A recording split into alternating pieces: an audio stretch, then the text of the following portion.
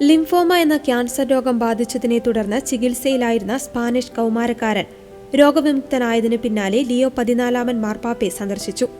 2026 May 13 വൈകാരികമായ ഈ കൂടിക്കാഴ്ച നടന്നത്.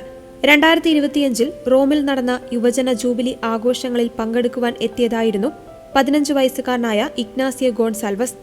എന്നാൽ ആഘോഷങ്ങൾക്കിടയിൽ കുഴഞ്ഞു വീണ ഇഗ്നാസിയോയെ പരിശോധിച്ചപ്പോൾ ശ്വാസനാളത്തെ ബാധിക്കുന്ന ഗുരുതരമായ ക്യാൻസറാണെന്ന് കണ്ടെത്തുകയായിരുന്നു.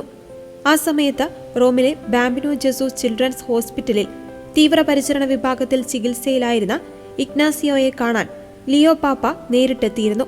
ഇഗ്നാസിയോയുടെ ആരോഗ്യത്തിനായി പ്രാർത്ഥിക്കുവാനെന്ന് പോപ്പ് ലോകമെമ്പാടുമുള്ള വിശ്വാസികളോട് ആഹ്വാനം ചെയ്തിരുന്നു.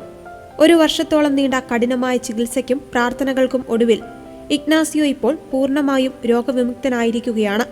തനിക്ക് ലഭിച്ച ഈ വലിയ അനുഗ്രഹത്തിന് നന്ദി പറയാനാണ് ഇഗ്നാസിയോ ലിയോ പാപ്പയെ കാണുവാൻ വീണ്ടും എത്തിയത്. തന്നെ ജീവിതത്തിലേക്ക് തിരികെ കൊണ്ടുവന്ന വിശ്വാസത്തിന്റെയും പ്രാർത്ഥനയുടെയും ശക്തിയെക്കുറിച്ച് ഇഗ്നാസിയോ പാപ്പയോട് സംസാരിക്കുകയും അദ്ദേഹത്തെ കെട്ടിപ്പിടിച്ച് നന്ദി അറിയിക്കുകയും ചെയ്തു. ഈ കൂടിക്കാഴ്ചയുടെ ദൃശ്യങ്ങൾ ഇപ്പോൾ സമൂഹ മാധ്യമങ്ങളിൽ തരംഗമാവുകയാണ്.